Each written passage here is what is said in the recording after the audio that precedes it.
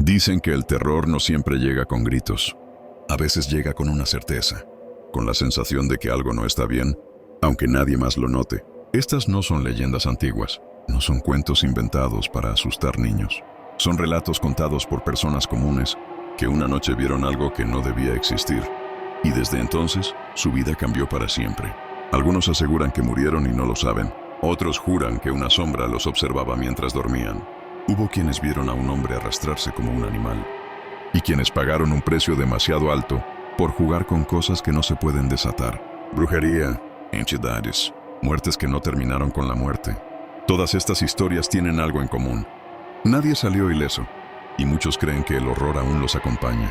Apaga la luz, sube el volumen, porque a partir de ahora, nada de lo que escuches te dejará dormir igual. Mi mejor amiga y yo estamos entrando en pánico porque un evento que sobrevivimos juntas parece haber sido reescrito. Para dar contexto desde el inicio, no bebemos, no consumimos drogas ni entonces ni ahora. Hoy tenemos 22 años, pero cuando teníamos 19 hicimos un viaje solas a una zona costera rural de Grecia. Hay un día específico de ese viaje del que hemos hablado miles de veces durante los últimos 3 años. Nuestros recuerdos siempre coincidieron con una precisión inquietante. Los mismos detalles, las mismas sensaciones, las mismas frases. Nunca hubo contradicciones. Hasta ahora, nos hospedábamos en un hotel aislado, literalmente en medio de la nada. Un día decidimos caminar unas 2 horas por la costa para llegar a un restaurante, ubicado en un cabo remoto. Mi amiga iba muy arreglada, tacones de plataforma, una falda larga rosa y un top blanco, esto es importante. Yo llevaba sandalias tipo Birkenstock. Cuando entramos al restaurante, un grupo de hombres giró la cabeza al mismo tiempo para mirarnos. Esto nos pasaba con frecuencia. Durante el viaje, somos convencionalmente atractivas, así que no le dimos demasiada importancia. Sin embargo, durante toda la comida no dejaron de observarnos y murmurar entre ellos. No era sutil, solo había otras 2 parejas en el lugar, así que la atención se sentía directa, constante, invasiva. Pagamos y salimos. En cuanto cruzamos la puerta, los hombres se levantaron también. Frente al restaurante había una zona de rocas que daban al mar y algunos autos estacionados.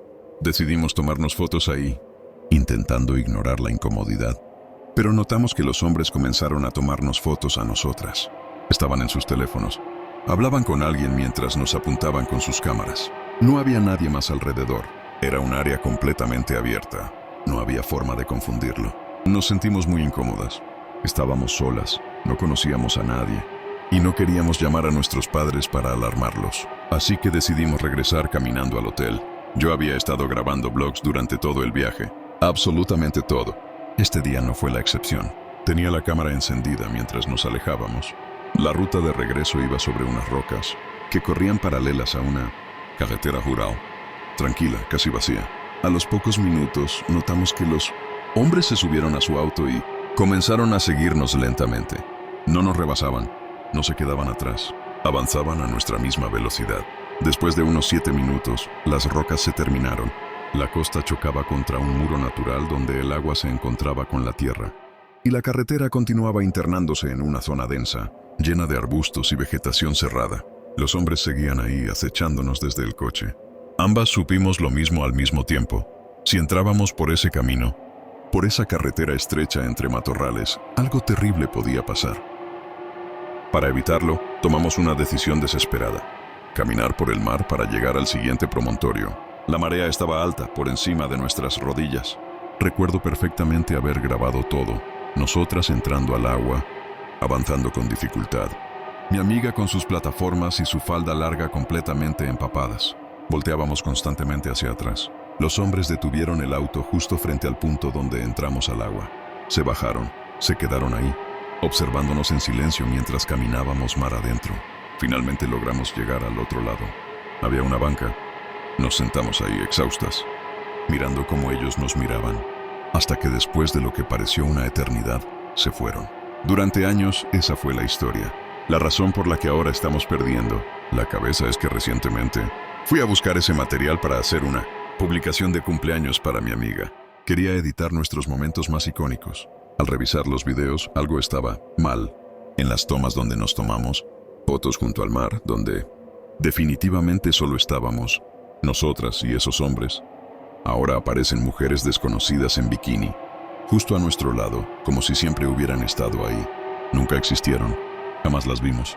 Pero lo peor vino después. El video donde caminamos por el agua ahora tiene una marca de tiempo de un día completamente distinto. Y llevamos ropa diferente. Eso significa que ir al restaurante y caminar por el agua ocurrieron en días separados. Los hombres no aparecen. El auto no aparece. No hay rastro alguno. Vi más de 20 minutos del video en el agua. En ningún momento menciono el coche. No giro la cámara hacia ellos. No hay tensión. Simplemente parece que estamos caminando por agua profunda sin motivo alguno. Ambas estamos 100% seguras de que los grabamos. Hablamos de ellos mientras caminábamos. Hablamos de ellos después, para el blog. Ese material existió. Llamé a un amigo cercano. Alguien a quien le hemos contado esta historia incontables veces. Me dijo que jamás la había escuchado. Estaba genuinamente sorprendido de que no le hubiéramos contado algo tan extremo. Mi amiga y yo recordamos exactamente lo mismo. Caminamos por el agua porque esos hombres nos estaban siguiendo. Ella cree que experimentamos algo llamado inmortalidad cuántica, que en la línea temporal original algo nos pasó, que nuestra conciencia saltó a esta versión de la realidad. Después, para aclarar algo que muchos preguntan, mi amiga usa plataformas en todos lados. En la playa, en tiendas, en caminatas largas. Es muy bajita y no sale sin ellas. Yo llevaba Birkenstocks, así que no estaba sufriendo tanto. Caminamos por el agua con zapatos porque el fondo estaba lleno de rocas y erizos de mar. Y aún así, nada de eso explica por qué nuestra historia ya no existe. No sé cómo empezó, ni tampoco qué lo ocasionó. Sinceramente desconozco el motivo por el cual comencé a pasar por esta tortura, pero debo dejarlo claro desde ahora. Este relato no tiene un inicio como tal, porque fue algo tan espontáneo que ocurrió de un día para otro. Yo estaba acostada en mi cama. Quizá eran alrededor de las 11:00 de la noche. Permanecía boca arriba, viendo el techo, tratando de dormir. Llevaba ya un buen rato intentando conciliar el sueño, pues trabajaba temprano y no lograba dormirme. Me la pasé moviéndome de un lado a otro, buscando la posición más cómoda, pero nada me hacía sentir a gusto en ese momento. De pronto, cuando ya comenzaba a quedarme dormida, sentí una brisa de aire pasar sobre mi rostro. No quise abrir los ojos porque eso arruinaría el sueño que por fin estaba llegando, así que simplemente lo dejé pasar. Sin embargo, unos segundos después, volví a sentir otra ráfaga de aire sobre mi cara. Pensé rápidamente que tal vez había dejado la ventana un poco abierta y el aire se había filtrado por ahí, causando esa sensación tan repentina. No le di más importancia y lo ignoré. Al día siguiente ocurrió lo mismo. Yo estaba en la cama intentando dormir, pero esta vez me aseguré de que la ventana estuviera completamente cerrada, ya que la brisa de la noche anterior me había desconcentrado. Esa noche nada impediría que durmiera bien.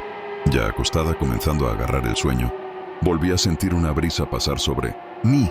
Llevaba fácilmente unos 20 minutos intentando dormir, así que esta vez no me molestó abrir los ojos para ver de dónde diablos venía ese aire tan molesto. Miré hacia la ventana, la cual, aunque estaba oscuro, era perfectamente visible. Me di cuenta de que estaba bien cerrada. Miré hacia la puerta de la recámara y vi que también estaba cerrada. En ese momento sentí nuevamente una brisa sobre mí, tan fuerte que incluso me movió el cabello. Entonces miré hacia arriba, hacia el techo. Encima de mí había una cabeza flotando. Volaba de un lado a otro, recorriendo todo mi cuerpo. Al ver eso, abrí los ojos hasta el punto más grande que pude y solté un grito de horror absoluto. Aquella cabeza con un rostro tan funesto ni siquiera se inmutó al escuchar mi grito ensordecedor. Simplemente siguió flotando encima de mí, moviéndose y acercándose tanto a mi rostro que sentía golpes de aire. De ahí venían esas brisas tan frías que había sentido esas 2 noches. Yo, tirada en la cama, muerta de miedo, hice lo único que podía hacer. Me tapé con la cobija y me encerré en esa zona segura imaginaria. Jamás dejé de gritar ni un solo segundo. Estaba viviendo el horror absoluto. Pasaron fácilmente unos 40 minutos hasta que me decidí a salir corriendo de mi habitación. Corrí lo más rápido que pude hasta la sala. Tomé un palo de escoba que tenía y regresé a la habitación dispuesta a golpear a esa cosa. Encendí la luz, pero en mi habitación ya no había nada. Esa noche no pude dormir. Me desvelé viendo la televisión y llorando del miedo. La noche siguiente decidí dormir en la sala. Aunque no logré conciliar el sueño, pasé todo el mes acostándome ahí. No estaba loca para cerrar los ojos en la oscuridad de mi recámara. Una noche terminé muerta de cansancio por algo que trabajé ese día. Llegué muy tarde a casa y tan agotada que no me di cuenta de que me tiré en la cama de mi habitación y me dormí como oso en invierno, solo para sentir de madrugada una brisa en la cara. La brisa era tan fuerte que terminé despertando. Lo primero que vi al abrir los ojos fue la cabeza, estática en el aire, mirándome fijamente, a aproximadamente 1 metro de distancia. No pude gritar. No pude hacer nada más que ver aquella cara muerta, la cual no me quitaba de encima sus ojos blancos. Lo único que podía hacer era respirar y esperar lo peor. Entonces pasó algo que me dejó completamente helada de miedo. La cabeza dejó de estar estática y comenzó a acercarse a mí, como si finalmente la gravedad le afectara. Comenzó a descender lentamente hacia mi rostro. Lo último que vi fue esa cara a unos 20 centímetros de la mía. Yo seguía sin gritar, pero por dentro sentía que mi alma se salía de mi cuerpo. Quedé por un momento muerta en vida. Cerré los ojos y esperé lo peor. No imaginé nada. No traté de entender qué era ni qué quería de mí. Solo cerré los ojos y esperé. De pronto sentí esa cara pegada a la mía. Debo aclarar que no se tocaron, pero el cuerpo sabe cuando hay algo a milímetros de distancia, como una estática. La piel reacciona. Eso fue exactamente lo que sentí. También sentí un frío descomunal, como si frente a mí hubiera un trozo de hielo. Permanecí así unos 30 segundos con los ojos apretados, los labios hacia adentro y el ceño fruncido, esperando un golpe que jamás llegó. Entonces escuché una voz tétrica decirme en el aire: «Abre los ojos». No lo hice. Tal fue mi convicción de no abrirlos que en algún momento debí durar horas así, hasta que me quedé dormida. Esa noche soñé cosas espantosas. Soñé que ese ser que flotaba sobre mí ahora estaba dentro de mis sueños, atormentándome injustamente, transformándolo todo en una pesadilla. Desperté de golpe. Al mirar el reloj eran las 6 de la mañana. Comencé a preguntarme si todo había sido un sueño o si realmente había pasado por eso toda la madrugada. La noche siguiente no dudé en ir a mi habitación y reclamar mi lugar como dueña de esa casa. Cerré los ojos, apagué las luces y me acomodé, solo para sentir, segundos después, una ráfaga de aire encima de mí. Ya cansada y aturdida por el sueño, sin abrir los ojos, me levanté de golpe y salí de la habitación. Me fui a la sala, prendí la televisión, encendí la luz y cerré los ojos para dormir. Hice exactamente lo mismo durante 1 año, hasta que regresé a mi recámara, encendí la luz, prendí una pequeña televisión que compré para la habitación y cerré los ojos. Esa noche no vi ni sentí nada, al ver que funcionaba. Pasé mucho tiempo durmiendo en mi recámara con la luz y la televisión encendidas. Fue así como logré librarme de esa cosa. Al día de hoy vivo y duermo en el mismo lugar. Después de todo, es mi casa y vivo sola. Ya no hago todo ese ritual, pero dejo una pequeña lámpara para niños encendida y programo un cronómetro en la televisión. Una vez dormida, el ruido y la luz no me molestan. Siento que eso me protege de esa cosa, la cual, afortunadamente, no he vuelto a ver. Soy guardia de seguridad en una residencial. Mi trabajo, en esencia, consiste en vigilar que todo esté en orden y actuar únicamente cuando algo está dentro de mis posibilidades o, si no lo está, comunicarme de inmediato con la policía. La mayor parte del tiempo es un trabajo tranquilo, repetitivo, incluso monótono. Paso horas observando cámaras, revisando accesos, esperando a que el turno termine. Hace aproximadamente 1 año ocurrió algo que cambió por completo la forma en la que veo ese trabajo. Aquella tarde estaba revisando tranquilamente las cámaras de seguridad cuando noté, afuera de la residencial para la cual trabajo, a un niño jugando con una pelota. No me pareció extraño. Ese niño ya era conocido visualmente, ya que en ocasiones se le veía jugando por los alrededores. Nunca causaba problemas y siempre se mantenía fuera del perímetro, así que no le di mayor importancia. Todo iba normal. Era un día cualquiera, de esos en los que el tiempo parece avanzar lentamente. Me relajé en la silla y esperé, como siempre, a que el turno transcurriera sin incidentes. Tal vez pasaron unos 30 minutos cuando volví a revisar todas las cámaras. Fue entonces cuando noté que el mismo niño seguía ahí, pero ahora estaba acompañado por otro. Desde el primer momento en que lo vi, ese segundo niño me llamó la atención, aunque en ese instante no supe explicar por qué. Nuestras cámaras no son las mejores del mundo, pero funcionan a color y cuentan con audio. Sin embargo, el niño que acompañaba al que ya estaba ahí se veía borroso y completamente negro. No negro por la ropa, no por las sombras. Negro en su totalidad. Aquello me causó inquietud. Pensé que quizá las cámaras comenzaban a presentar alguna falla, Así que seguí observando para ver si la imagen se corregía. Lo extraño era que todo lo demás se veía normal. Aunque la imagen no era perfecta, los colores estaban ahí. La calle, la pared de la residencial, el primer niño, incluso el entorno. Todo tenía color. Todo, excepto ese niño. De vez en cuando su figura se distorsionaba y no tenía sentido que solo a él la cámara no le detectara color. Era como observar algo en blanco y negro incrustado en una imagen a color. Algo que simplemente no encajaba. La escena era la siguiente. El niño que había estado jugando con la pelota desde el inicio se encontraba en la calle, de frente a la pared de la residencial.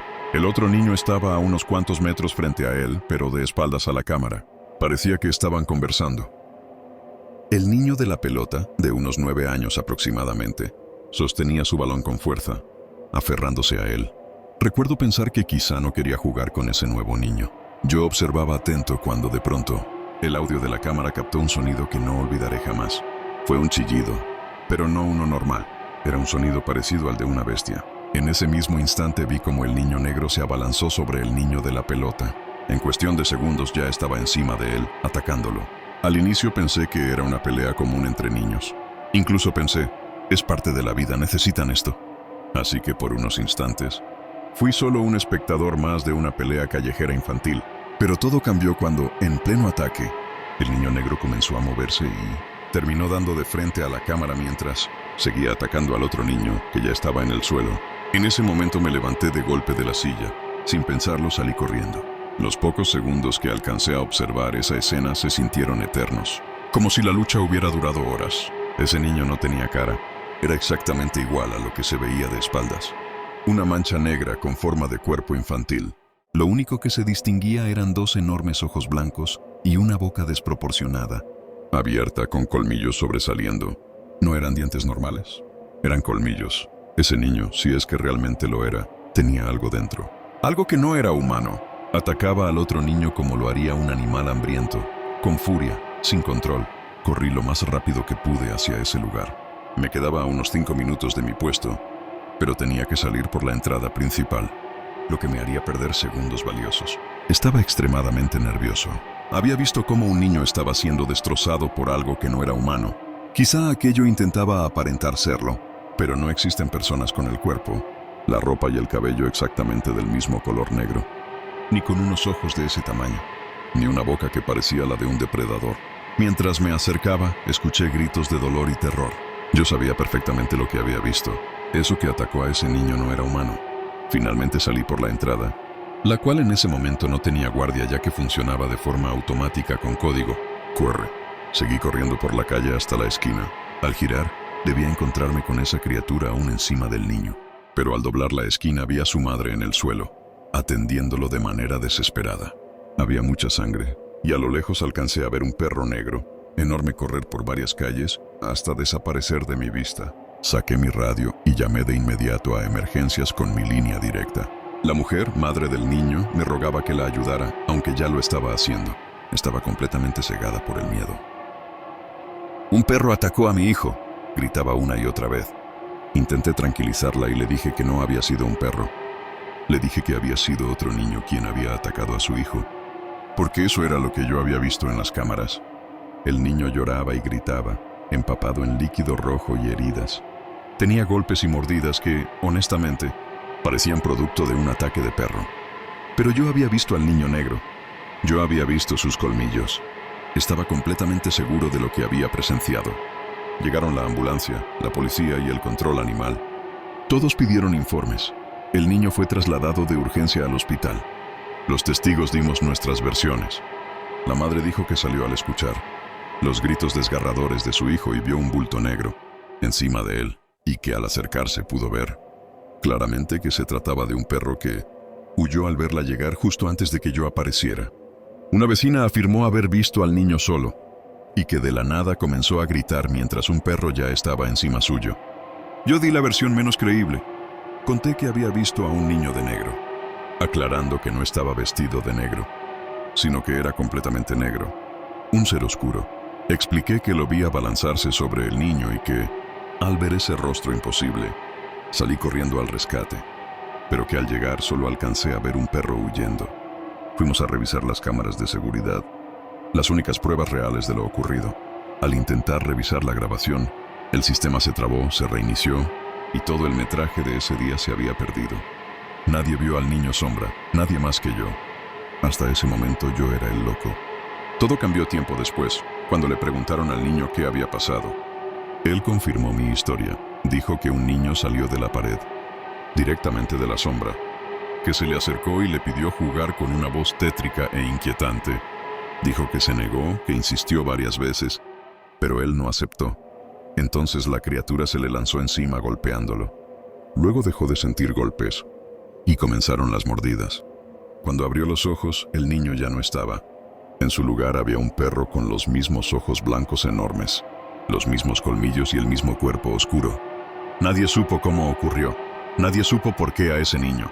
El trauma fue tal que la comunidad mandó a realizar una misa en ese lugar y se donó una figura de un Cristo, que fue colocada en la pared de donde el niño dijo que salió el espectro. Fue algo extremadamente aterrador, y aunque suene extraño decirlo, me alegra haberlo presenciado, porque cosas así no pasan todos los días.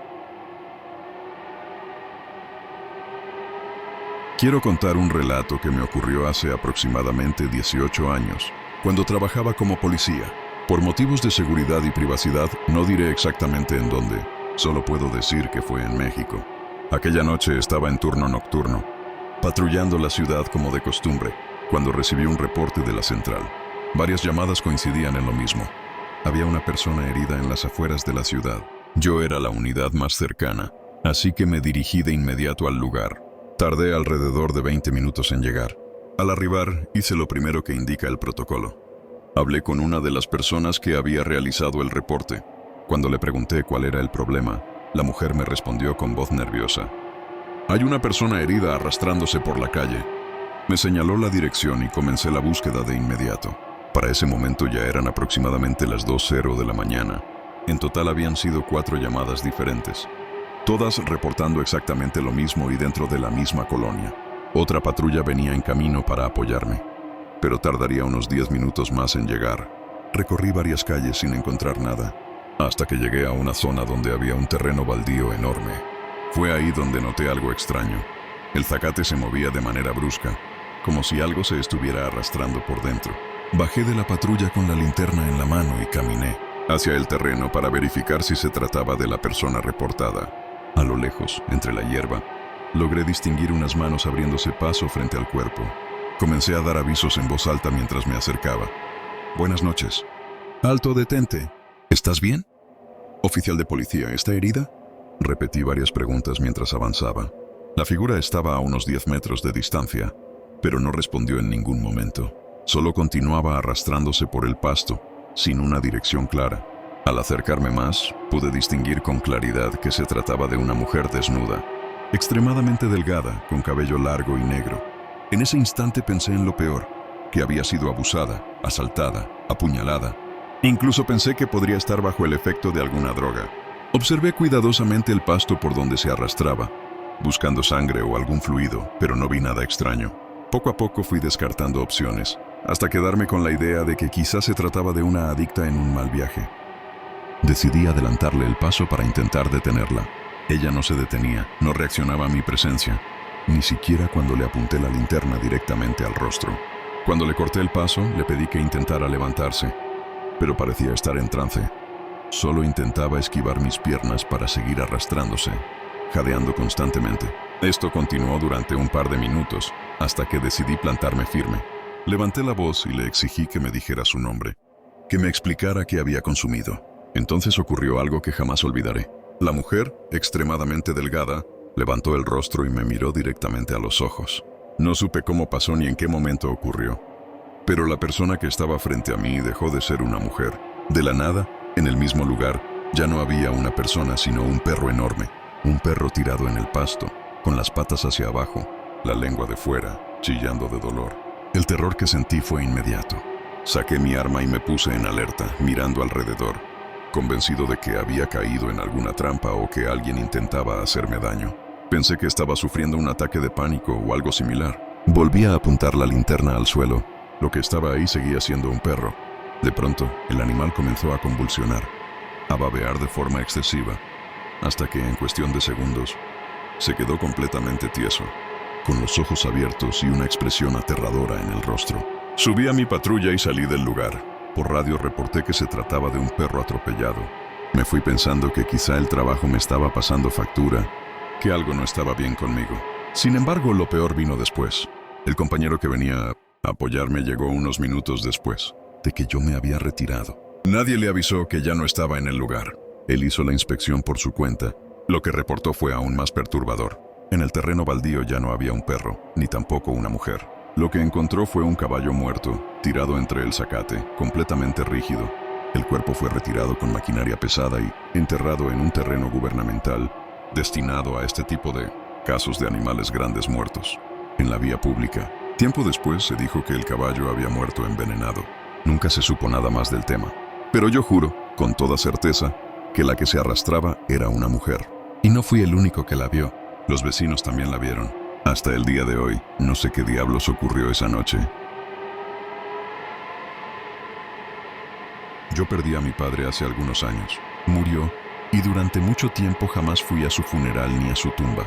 La historia es larga, pero la versión corta es esta.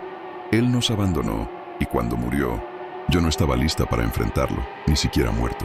Fue mi esposo quien me convenció de ir. Al día siguiente debía acudir a un lugar cercano, y el cementerio quedaba de paso. Solo entra un momento, me dijo.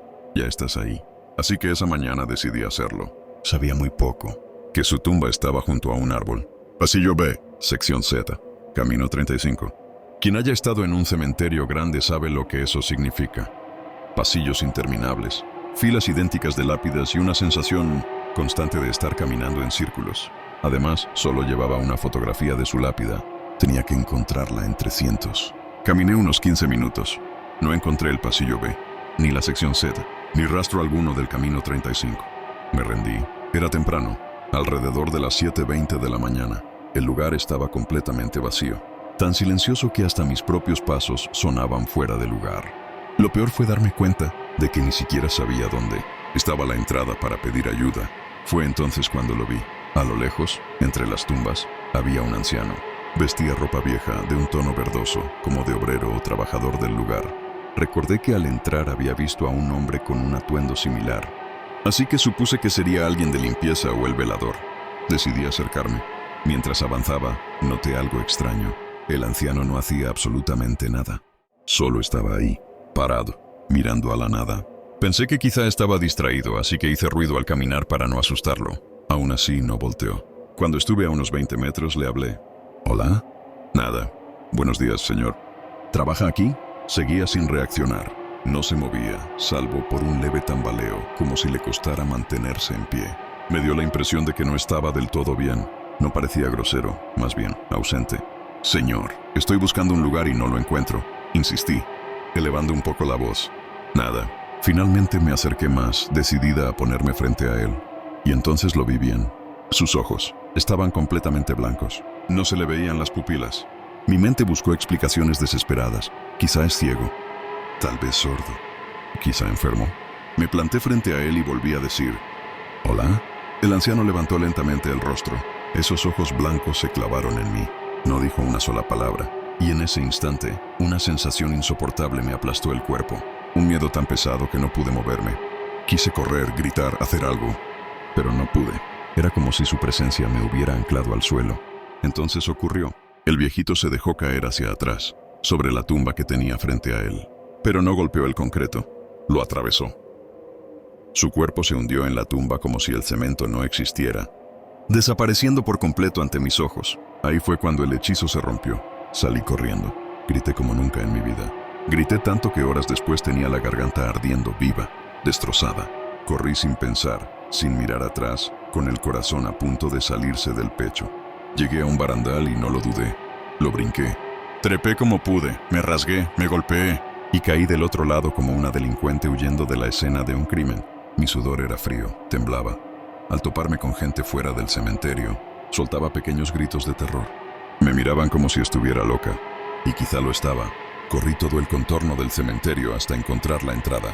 Subí a mi auto y manejé sin rumbo hasta un estacionamiento, a más de 1 kilómetro de ahí. Ahí me derrumbé. Lloré como no lloraba en años. La tumba de mi padre dejó de importarme por completo. No tenía intención alguna de volver. Hasta hoy no he regresado, ni regresaré. Ese día fue suficiente. Tuve más contacto con los muertos del que jamás quise tener. Hace unos 10 años, cuando estaba en la preparatoria, entré a probar suerte en el equipo de fútbol. No buscaba nada especial, solo matar el tiempo. Ahí conocí a Márgaro. Sí, Márgaro, así se llamaba. Era de Veracruz, pero se había venido al norte a estudiar la prepa. Vivíamos en una zona semirural de Nuevo León, de esas donde todavía hay ejidos, ríos cerca y terrenos enormes llenos de monte. Márgaro vivía con su abuela, en un ejido a las afueras, en un terreno grande casi pegado al río. Entre entrenamientos nos hicimos camaradas. No éramos inseparables, pero siempre terminábamos platicando. En una de esas charlas salió el tema de lo paranormal. Márgaro hablaba mucho de cosas que le habían pasado en Veracruz. No exageraba, no buscaba asustar. Lo decía con una seguridad que la neta incomodaba. Yo siempre he sido escéptico. Nunca he visto fantasmas, nunca he sentido presencias. Así que le pregunté si todo eso no eran puras historias. Fue cuando me dijo algo que me dejó frío. Mi abuela es bruja. Me explicó que ella llevaba como 5 años viviendo ahí porque un vato pesado, que después arrestaron en Estados Unidos, la había mandado traer. El tipo la buscó porque era muy buena con los trabajos. Tan buena que le compró el terreno y le mandó a hacer el tejabán donde vivía. Yo no le creí del todo, así que sin pensarlo mucho, le pregunté si podía decirle a su abuela que me dejara ver algún ritual, algo, lo que fuera. No porque creyera, sino porque dudaba. Para mi sorpresa, días después Márgaro me dijo que sí, que no había pedo. Solo tenía que comprar las cosas que ella ocupaba. Un día nos fuimos en su moto, una que según él, su abuela le había regalado, y paramos en un depósito cerca del río. Compramos 3 garrafitas de Tonayán y una caja de cigarros de los más baratos. Llegamos al terreno como a las 5:30 de la tarde. Era enorme, fácil unos 40 por 200 metros. En medio estaba el tejabán, rodeado de plantas y flores rarísimas. Algunas no las había visto jamás. Entre ellas sí reconocí una planta. Desde que entré, el olor a incienso y veladoras me pegó directo en la cara. Dentro había un altar con figuras de la Santa Muerte y de Malverde. En medio 3 cántaros grandes, desbordados de billetes, monedas y hasta cadenas de oro. Me sentí casi ofendido cuando puse mi billete de 200 entre tantos de 500. Entonces salió la abuela. Era una señora extremadamente delgada, encorvada. Caminaba con dificultad. Fácil parecía de 90 o 100 años. Aunque Márgaro decía que tenía como 70. Me tomó de la mano para saludarme de beso. Su mano estaba helada. No fría normal, helada. Fue amable. Sonrió. Nos invitó a pasar. No quiso aceptar el Tonayán ni los cigarros. Al contrario, regañó a Márgaro por hacerme gastar. Nos preguntó por la prepa, por la escuela, y luego se sentó en una mecedora. Me miró fijo. A ver, muchacho, me dijo, ¿qué es lo que quieres saber? En ese momento sentí el corazón latiéndome como loco. Sin razón, me quedé mudo. No pude responder. Márgaro intervino y le dijo que yo dudaba de muchas cosas. La señora sonrió, una sonrisa rara. No amable, no malvada, algo distinto. Empezó a hablar con una claridad impresionante. Dijo cosas que no tenía forma de saber. Cosas personales. Cosas que por respeto me voy a guardar. Cuando ya eran como las 7 y empezaba a oscurecer, se levantó. Vámonos. Agarró una hoz corta, oxidada y negra, como quemada. Tomó unos puros y una botella de vidrio vieja con un líquido amarillo que no supe identificar. Todo lo metió en un morral. Mientras caminábamos por el patio, arrancaba ramitas, recogía semillas, las metía en una bolsita negra de tela y la amarró con un mecate. Nos fuimos hasta atrás del terreno. Había gallinas, chivos sueltos y más allá, pasando la maleza, se escuchaba el río. Chicharras por todos lados. La señora se detuvo. Aquí mero. Entonces pasó lo que me cambió todo. Se encueró ahí mismo, sin pena alguna. Yo me volteé de inmediato. Márgaro también se notaba incómodo. Ella se colgó la hoz al cuello. Destapó la botella y se bañó todo el cuerpo con ese alcohol. Dejó el morral y le pidió a Márgaro que, al volver, lo dejara debajo de una máquina de coser en la casa. Luego agarró los puros, unas monedas viejas y la bolsita con hierbas, y se metió sola entre la maleza.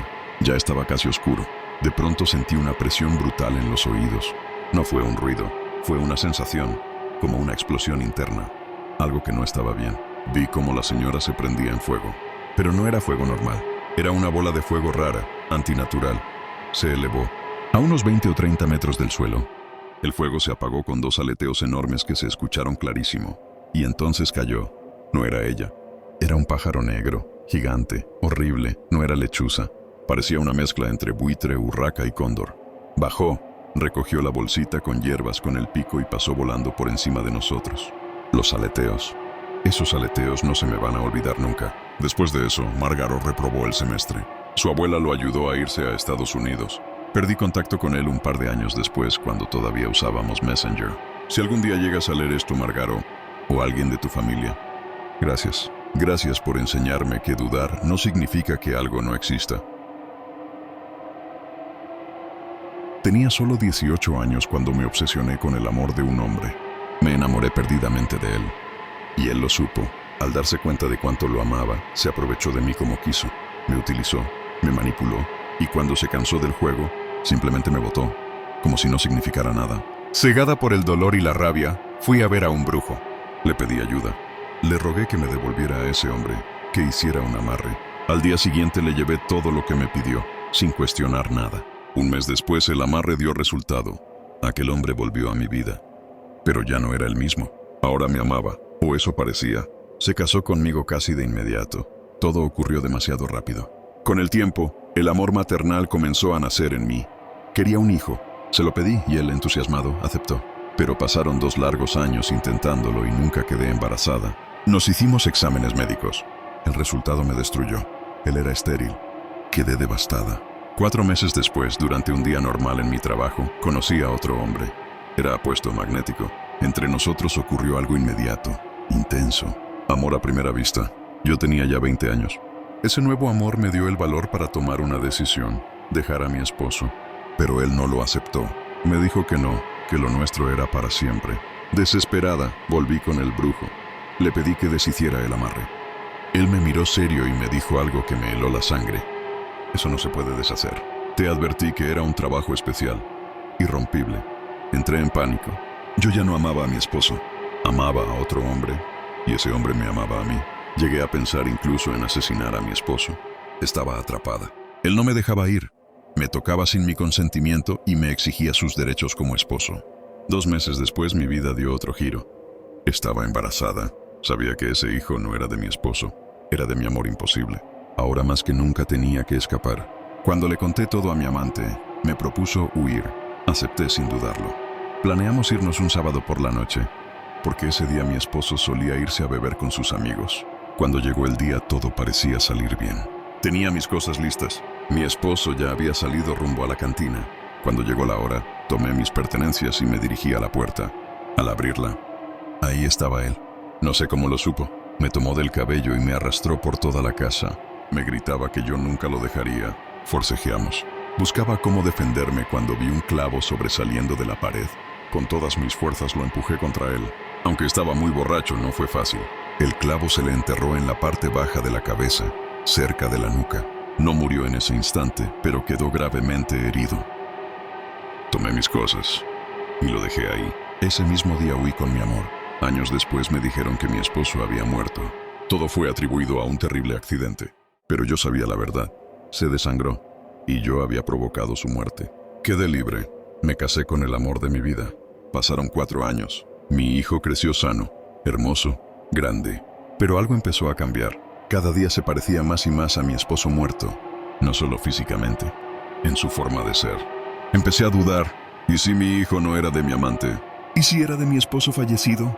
Con el tiempo su carácter se volvió violento, agresivo, especialmente conmigo. Lo llevé a psicólogos, a especialistas. Nada funcionó. Desesperada, regresé con el brujo una vez más. Le conté todo. Le pedí ayuda para cambiar la actitud de mi hijo. El brujo me miró con tristeza y me dijo que no podía hacer nada. Ni por mi hijo, ni por mí. Cuando me explicó la razón, quedé paralizada. Tu hijo no puede cambiar, me dijo, porque quien realmente vive en él es tu esposo fallecido. Reencarnó en ese niño. El amarre que te hice fue para toda la vida. Nunca te deshiciste de él. Solo cambió de cuerpo. Me dijo que jamás podría liberarme. Hoy, mi esposo actual me abandonó y el culpable fue mi propio hijo. El único que sigue a mi lado es mi esposo muerto, atrapado para siempre en el cuerpo de mi hijo. Mi nombre es Lucinda y trabajo como embalsamadora. Llevo apenas 5 o 6 meses en la morgue. Desde que entré, he visto cosas raras. Pero siempre traté de explicarlas de la forma más lógica posible. Los cuerpos se mueven, hacen ruidos, expulsan gases. Uno aprende rápido a no impresionarse. O eso creía. Lo que me pasó hace un par de semanas todavía me pone la piel de gallina. Ese día ingresó una mujer joven. No tenía signos visibles de violencia. Solo esa palidez extraña que a veces parece tragarse la luz del cuarto. La acomodé sobre la mesa metálica y comencé el procedimiento como siempre. El silencio era el habitual, interrumpido únicamente por el zumbido de las luces y el sonido lejano de otras cámaras, refrigeradas. Mientras trabajaba, escuché un ruido grave, como un gruñido bajo. No me alarmé. Es común que los cuerpos hagan sonidos por la acumulación de gases. Incluso he visto brazos o piernas levantarse por reflejos musculares. Nada fuera de lo normal. Yo suelo hablar sola. A veces le hablo al cuerpo, como si eso hiciera el trabajo menos pesado. Nunca esperando respuesta, claro. Cuando escuché otro sonido, asumí que era el estómago. En voz baja murmuré: «Maldita sea. ¿Tienes hambre?» Hasta me reí un poco sola. Sé que no es profesional, pero ahí no había nadie más. Eso pensaba.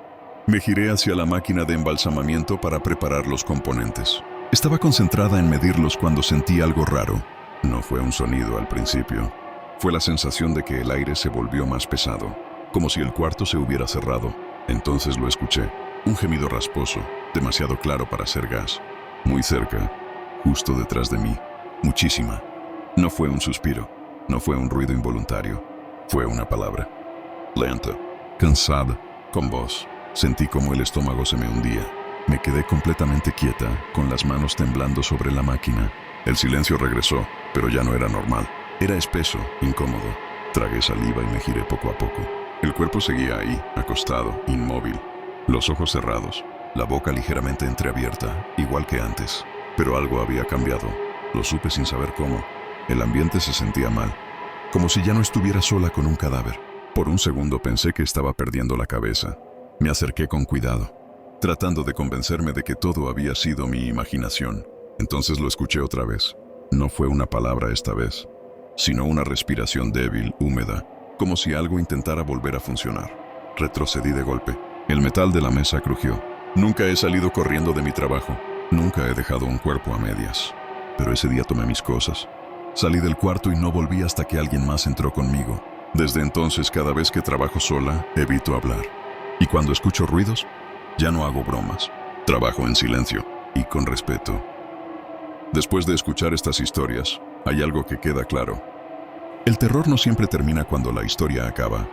A veces se queda, se esconde en los recuerdos, en las sombras de la habitación, en esa sensación de que algo te observa cuando apagas la luz. Quizá algunas de estas personas exageraron, o quizá no. Tal vez lo que vivieron fue real, o tal vez lo real es más aterrador de lo que estamos dispuestos a aceptar. Porque si algo nos enseñan estos relatos, es que hay cosas que no se deben invocar, lugares a los que no deberíamos mirar, y secretos que nunca piden permiso para quedarse. Si sentiste escalofríos, si alguna historia se te quedó grabada en la mente, o si esta noche vas a dormir con la luz encendida, te invito a que te suscribas al canal y dejes tu like en este video. Aquí seguimos reuniendo relatos reales, confesiones que nadie se atreve a contar en voz alta y horrores que quizás ya te estén observando a ti también. Nos vemos en el próximo video, si es que puedes dormir esta noche.